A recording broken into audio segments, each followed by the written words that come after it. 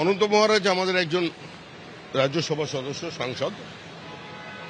সাংসদ এবং বিধায়কদের ক্ষেত্রে পার্টির সর্বোচ্চ বডি সংসদীয় বোর্ড তারা সিদ্ধান্ত নেবেন। পার্টি বিষয়টির উপর নজর রেখেছে, তারা দেখছেন। নেতাজি সুভাষচন্দ্র বসুকে স্বাধীনোত্তর কালে যে মর্যাদা নরেন্দ্র মোদীর সরকার দিয়েছে, অতীতে আজকে যারা এই বিতর্কে অংশগ্রহণ করেছে সে কংগ্রেস কোনোদিন করেনি। নেতাজি সুভাষচন্দ্র বসুকে কংগ্রেস কালিমা লিপ্ত করেছে। কংগ্রেসের গর্ব থেকে জন্ম নেওয়া কিছু রাজনৈতিক দল তারা আজকে নেতাজি নিয়ে বিতর্কে অংশগ্রহণ করছে। বামপন্থীদের নেতাজি সম্পর্কে চিন্তাভাবনা কি ছিল সকলের জানা। যারা অতিরিক্ত নেতাজি প্রেমী হয়ে উঠেছেন এখন, তাদের কোনো চিন্তার কারণ নেই। ভারতীয় জনতা পার্টি, দেশের প্রধানমন্ত্রী নরেন্দ্র মোদী এবং সংসদীয় বোর্ড এই বিষয়ে সিদ্ধান্ত নেবেন। আমরা অনন্ত মহারাজ বলে এই শব্দটা মহারাজ বলতে রাজি নয়। মহারাজ কুলের উনি কলঙ্ক। তার কারণ ওনাকে আমার মনে হয় ছাগল ছাড়া কিছু বলা যায় না। নেতাজি সুভাষচন্দ্র বসুকে নিয়ে কটূক্তি করবে, বিজেপি চুপ করে থাকবে, কোনো কথা রাজ্য এবং কেন্দ্র কেউ বলবে না, তার সদস্যপদ খারিজ হবে না। সাংবিধানিক প্রক্রিয়ায় রাজ্যসভার সাংসদ পদ খারিজ করা উচিত এবং তাকে অ্যারেস্ট করা উচিত। প্রবল নিন্দার মুখে একদিনেই সুর বদল করলেন অনন্ত মহারাজ।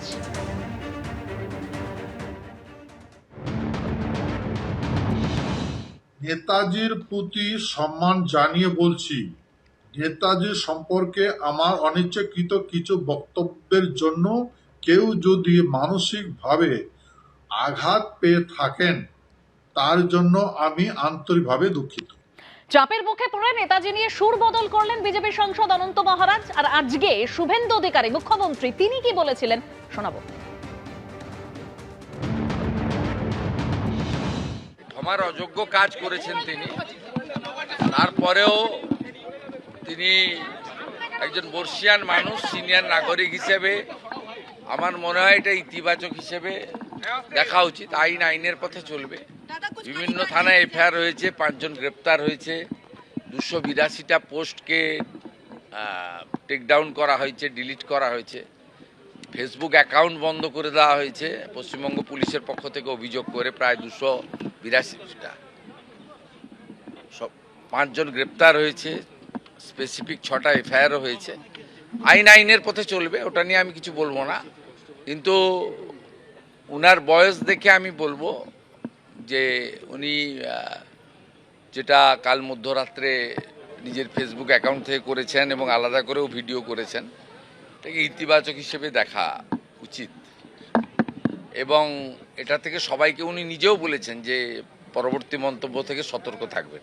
ভালো। মুখ্যমন্ত্রী শুভেন্দু অধিকারী তার বক্তব্য আপনারা শুনলেন। তিনি বলছেন ক্ষমার অযোগ্য অপরাধ করেছেন, আইনের পথে চলবেন। অনন্ত মহারাজ তিনি নেতাজিকে নিয়ে কুকথা বলেছেন, নেতাজিকে অসম্মান করেছেন এবং মুখ্যমন্ত্রীর কড়া বার্তার পরেই তার বঙ্গবিভূষণ সম্মান কেড়ে নেওয়া হয়েছে। আর এবার পুলিশের এফআইআর দায়ের।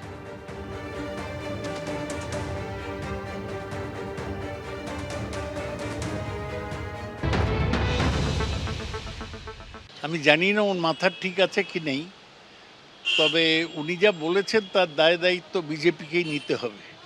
তার কারণ তিনি বিজেপির টিকিটে নির্বাচিত সাংসদ।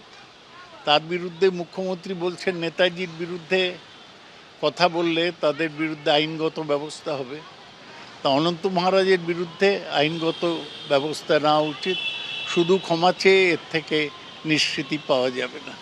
ওর কথাবার্তা গভীরভাবে বাঙালিদের স্পর্শ করেছে। ওকে গ্রেপ্তার করা হোক। মুখ্যমন্ত্রী অনন্ত মহারাজ, মুখ্যমন্ত্রী তো বলছে যে নেতাজির বিরুদ্ধে বললে তাদের বিরুদ্ধে ব্যবস্থা নেওয়া হবে, সুতরাং সেটাই নেওয়া হোক। তিনি তো অপরাধটা করেছেন, ক্ষমা চেয়ে সেই অপরাধ থেকে মুক্তি পাওয়া যাবে না। অন্যদিকে নিউ আলিপুরে ডান হাত ভাঙা অবস্থায় নেতাজির স্ট্যাচু মেলার পরেই নতুন আবক্ষ মূর্তি সেখানে স্থাপন করলো বিজেপি। গতকালের ছবি দেখতে পাচ্ছেন, যখন একদিকে অনন্ত মহারাজের নেতাজিকে নিয়ে করা মন্তব্যে বিতর্ক তৈরি হয়, তার মধ্যেই গতকাল নেতাজির এই ডান হাত ভাঙা মূর্তি নিয়ে একেবারে সেখানে তোলপাড় পড়ে গিয়েছিল। তারপর আজ সেখানে নতুন আবক্ষ মূর্তি স্থাপন করলো বিজেপি।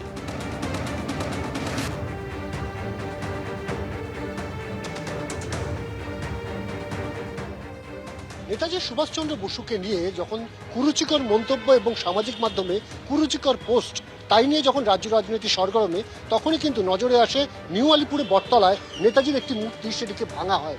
এমনই অভিযোগ ওঠে এবং এই জায়গাতেই কিন্তু ছিল নেতাজির একটি পূর্ণাবয় মূর্তি, যার ডান হাত ভেঙে দেওয়া হয়। এমনকি সেই ডান হাতে জাতীয় পতাকা জড়িয়ে রাখা হয়েছিল, এমনটা কিন্তু অভিযোগ করা হয়েছিল বিজেপির তরফে।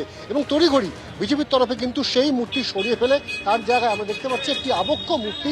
সেই মূর্তি কিন্তু বসানো হয়েছে। আগামীকাল 15ই আগস্ট অর্থাৎ স্বাধীনতা দিবসের দিন এই মূর্তি কিন্তু উদ্বোধন করবেন এখানকার স্থানীয় বিধায়ক যিনি রয়েছেন স্বপন দাশগুপ্ত।